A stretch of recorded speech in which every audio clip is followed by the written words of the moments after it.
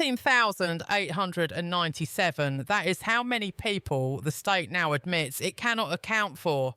In the last 60 minutes, that figure detonated across Britain like a shockwave, tearing through town halls, police control rooms, and living rooms at the same time. The question echoing tonight is simple and terrifying. If nearly 14,000 people can vanish in plain sight, who is really in control of this country? At precisely 1 minute past the hour, internal figures began circulating that officials had tried to bury for weeks. 13,897 illegal migrants, officially listed as lost, have been released onto British streets without supervision, tracking, or confirmed addresses. No press conference, no emergency statement, just a quiet admission that the system has failed to locate them and therefore has stopped trying. Within minutes, the reaction was explosive. Police switchboards lit up. Local councils scrambled for answers they didn't have. Social media flooded with footage of angry crowds gathering outside migrant hotels, government buildings and police stations. This was not organised protest. This was raw fury. People were asking the same question over and over again. How can the state lose nearly 14,000 people and expect the public to stay calm? The Home Office line was clinical and cold. These individuals are no longer in contact. That phrase landed like an insult. No longer in contact does not mean they left the country.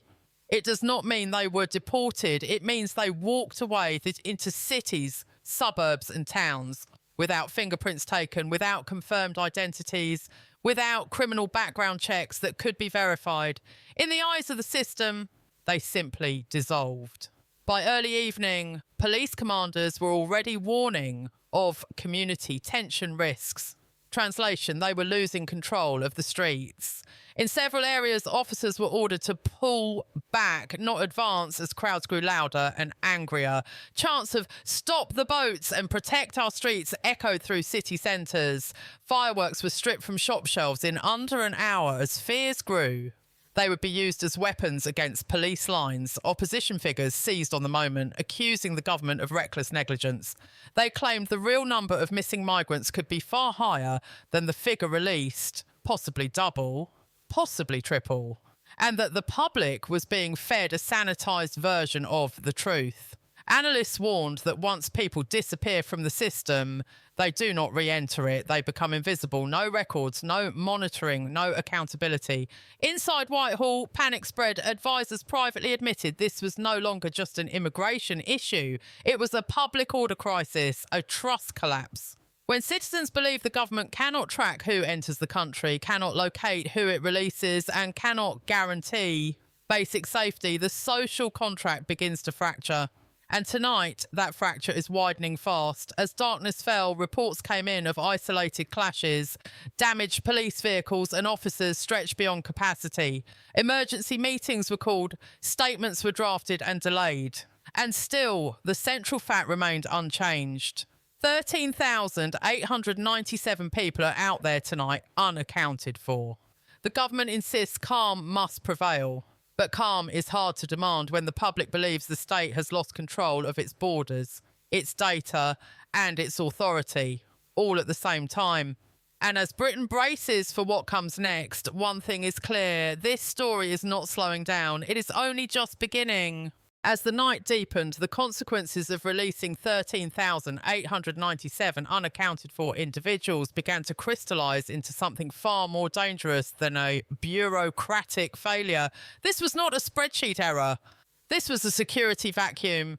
Police sources quietly confirmed that once an individual drops out of the asylum system, there is no reliable mechanism to trace them again, no mandatory reporting, no biometric enforcement, no real penalty for vanishing.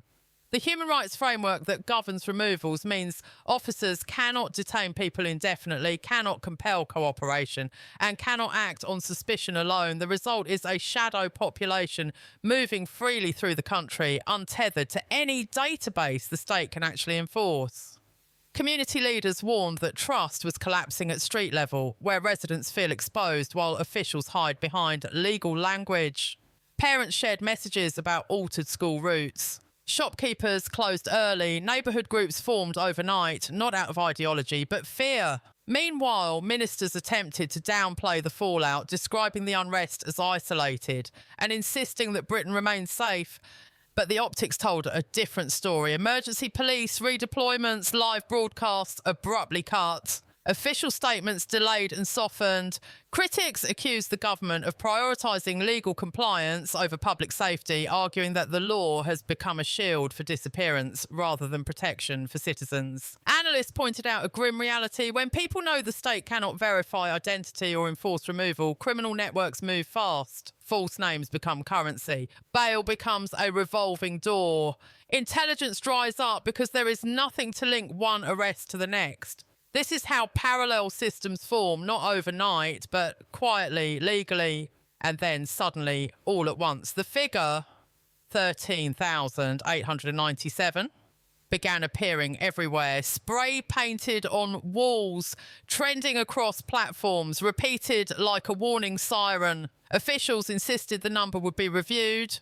The public heard delay. The government promised investigations. The public heard evasion because tonight is not about paperwork. It is about confidence. Confidence that borders mean something. Confidence that laws protect the lawful. Confidence that when the state says it knows who is in the country, that statement is true. Right now, that confidence is gone. And as Britain wakes up to the reality of thousands of people released, lost, and effectively untouchable, the anger is not fading. It is hardening. The streets are quieter now, but the tension has settled in, heavy and unresolved. This is what happens when control slips and accountability disappears. A nation does not need an external enemy to destabilise. It only needs to stop keeping track of itself. By the early hours of the morning, the meaning of this crisis had shifted again. What began as a disclosure about missing numbers had evolved into a deeper realisation that the state no longer knows who it governs. Security experts warned that a population which exists outside every formal system becomes untouchable by design. No verified identities means no reliable warrants. No records means no pattern detection. Facial recognition fails when there is no baseline data to match against. Even basic policing collapses when an officer cannot be sure whether the person in front of them is a first-time offender or someone already arrested 3 times under 3 different names. This is the silent danger officials refuse to say out loud. Once people disappear from the system, they are not just lost, they are empowered. Criminal networks understand this better than politicians do. They recruit from invisibility because invisibility protects them. If caught, a false name resets the clock. If released, there is nothing tying them back to a past offence. Meanwhile, ordinary citizens are left to absorb the consequences. Councils admit they have no idea how many people are living in temporary accommodation unofficially. NHS managers quietly acknowledge that demand is rising, with no corresponding data to plan for it. Police federations' war morale is collapsing as officers are sent into situations they cannot legally control and will later be blamed for mishandling. The government continues to frame the issue as administrative, but the public no longer accepts that framing. To them, this feels deliberate, a system that punishes citizens instantly for paperwork errors while allowing thousands of undocumented arrivals to simply walk away is not seen as compassionate. It is seen as broken beyond recognition. The anger now is colder, more focused. Not riots, but resolve. People are asking why borders exist if they cannot be enforced, why laws exist if they only bind those who already follow them, and why accountability always seems to vanish upward. The figure of 13,897 has become symbolic, not just of lost migrants, but of lost authority. Ministers promise reviews, inquiries and reforms that always seem to arrive tomorrow, never today. But the damage is already done. Once a population believes its government cannot track who enters, cannot locate who leaves, and cannot protect those who comply with the law, something fundamental changes. Trust drains away. Compliance erodes.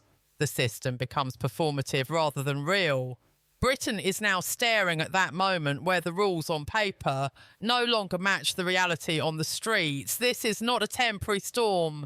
It is a structural failure exposed in real time.